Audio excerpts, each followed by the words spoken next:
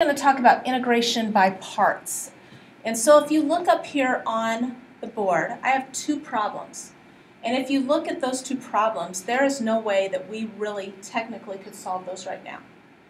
Okay, you've got x times ln of x dx. If you did a u substitution, it's not going to work. Same thing with x squared times e to the x. And so we actually have an integration technique that allows us to solve those. And so first of all, we have Theorem 8.1, which is on integration by parts. And basically that says if u and v are functions of x and have continuous derivatives, then the integral of u dv equals u times v minus the integral of v du. I'll go ahead and let you get that down, and then if you want to go ahead and write down the Lie method, and then we will talk about that when you're done. Okay. All right, so the Lie method is something that will help you determine what you're going to let u and dv equal. This is something that is not in your book, so you need to make sure that you have this down. And basically what this is a ranking. Okay? If you have a logarithmic function like ln of x, that will always be u. Always. If you have an inverse trig function, okay, that's the second on the ranking. The third on the ranking is algebraic. That is like a, or x squared, x cubed. Something that's just an algebraic function. The t is the trigonometric functions, which is sine, cosine. And then e is your exponential, which is e to the x. So basically what happens is if you have a problem that has two of these different types of functions in it, the highest ranked one will always be u. dv will always be the lowest ranked one. So real quick, let's go back to the first slide. Let's see what I have here. X is considered what?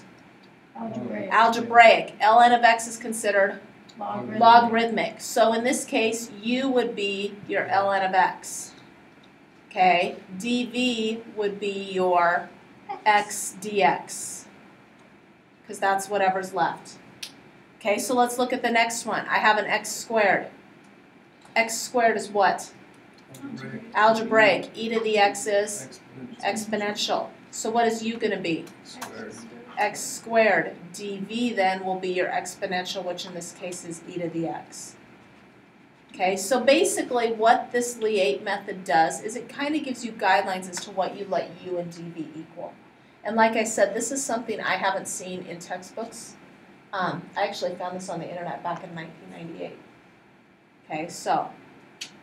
So how are you supposed to just know what to use that in textbooks? How Well, they kind of teach you some different techniques, but nothing like this that's really clear cut. And so here it says find the integral of x e to the x.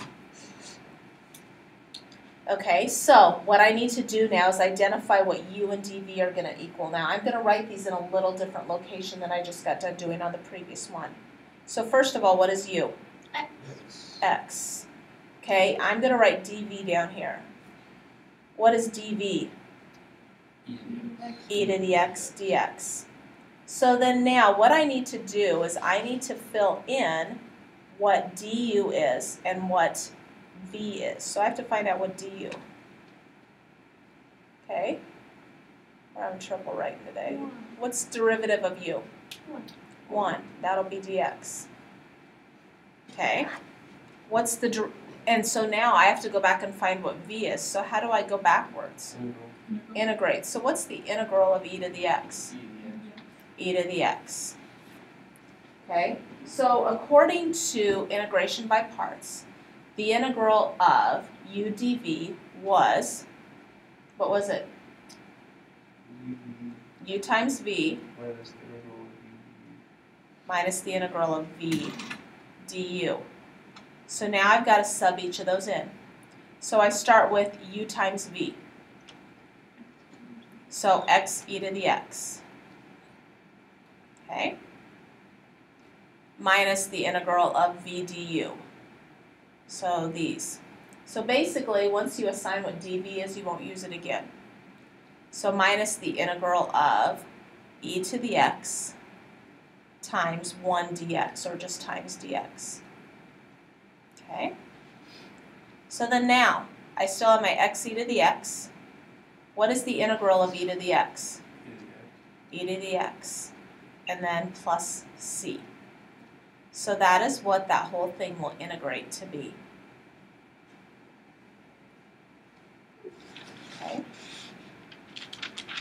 So we're going to go ahead and look at a few more. Okay.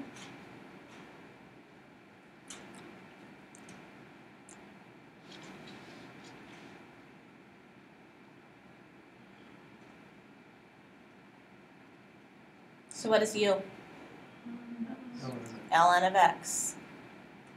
Okay. What is dv? X squared. So now what I need to do is I need to fill in the missing pieces. So first of all, let's find du. What's du? What's derivative of ln of x? 1 over x.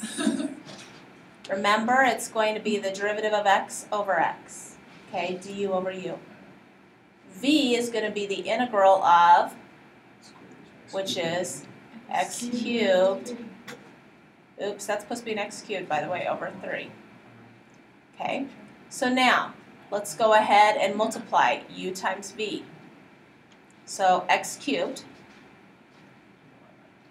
over 3 times ln of x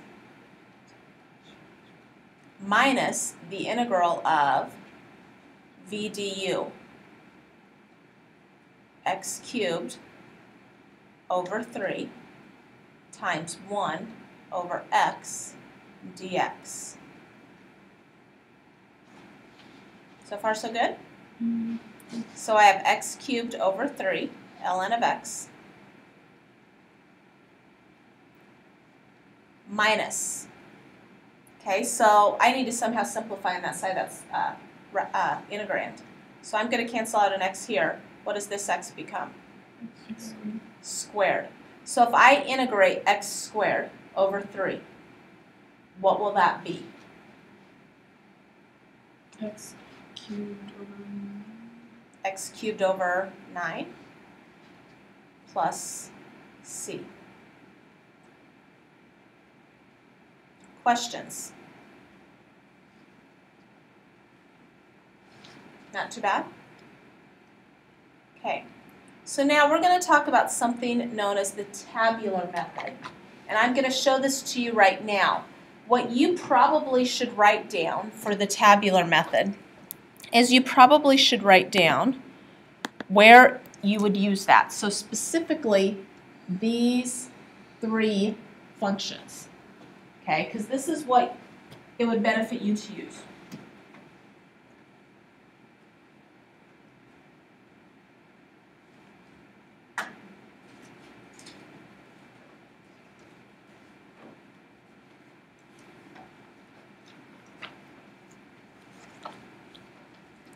Okay, now why we even have the tabular method is because on some of these, you're going to have to do repeated integration by parts.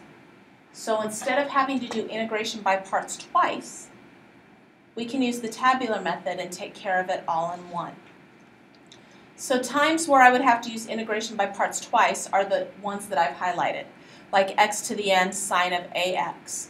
So basically, the n, the power of x in there is going to be how many times you have to use integration by parts. So if it'd be like x squared, you're going to have to do integration by parts twice. If it'd be x cubed, you'd have to do it 3 times. Okay, so that means you would go ahead and solve your problem like we did on the previous one, and then you'd have to do it again and then again. So this is going to save you a lot of time. So it says find the integral of x squared times sine of x dx. Okay? So what I'm going to go ahead and do is attach u and dv. So in this problem, what would u be? So here would be u, right? What would be dv? Okay. So now what I'm going to go ahead and do is I'm going to make a table. That's why they call it the tabular method. Okay, the first one is just going to be signs. So I'm going to have like a plus a minus, a plus, minus.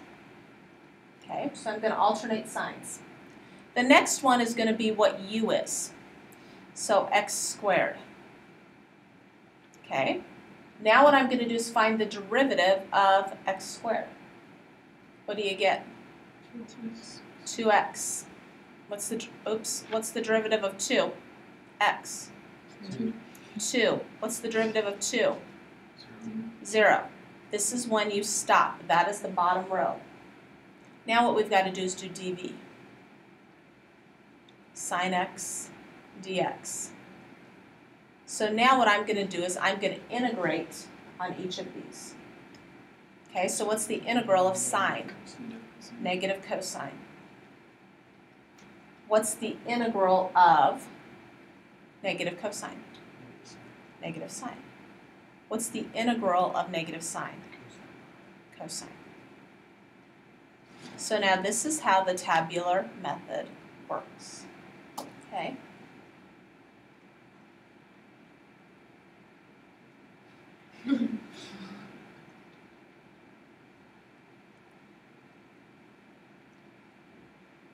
So the arrows I've just drawn are going to be what are in your answer. So my first answer will be positive x squared times negative cosine x. So that will be negative x squared cosine x. Okay? The next one will be negative 2x times negative sine x, which is 2x times sine x. What will my last one be? 2 cosine x. Plus 2 cosine x. And then don't forget your plus c. I'm just squeeze that in on the bottom. Okay? So basically, if you look at the amount of time that took us, it really didn't take us a lot of time. Okay, it did save us quite a bit of time if we had to do integration by parts twice. So we're going to look at another one. Okay? So I have the integral of x squared sine of 4x dx.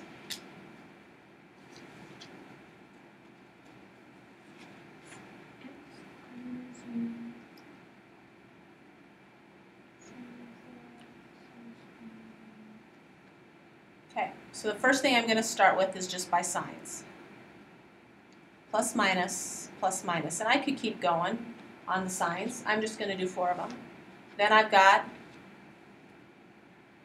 x squared, 2x, 2 and 0. Then I've got sine of 4x,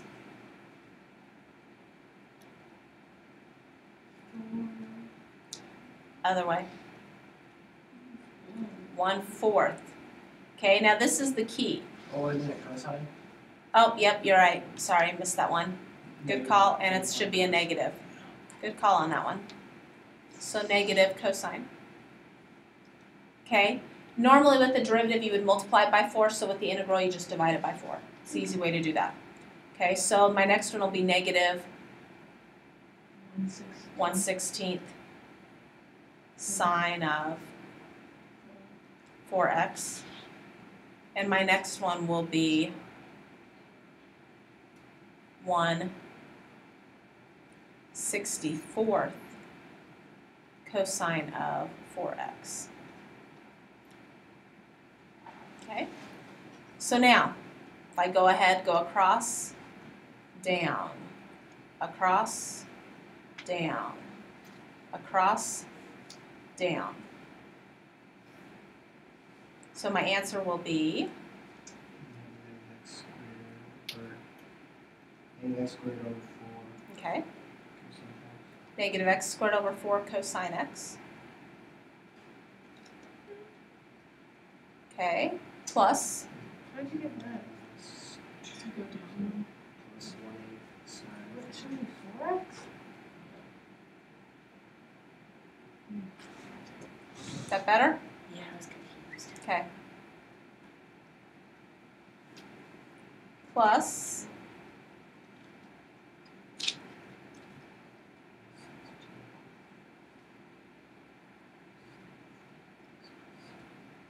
There you go.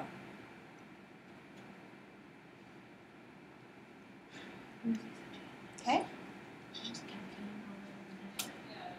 So, questions about that? That's basically integration by parts in a nutshell.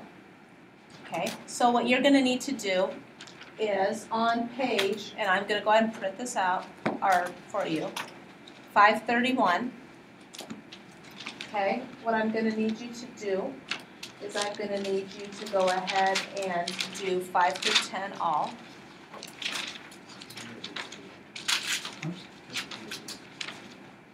And then I'm going to need you to do 11, 13, 15, 27, 29,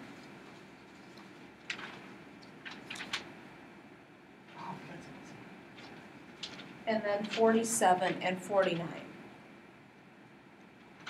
Slope field in this section? Okay. They've got some in there, but Yeah, I'm it not seems gonna like assign earlier it, they're not so. slope fields,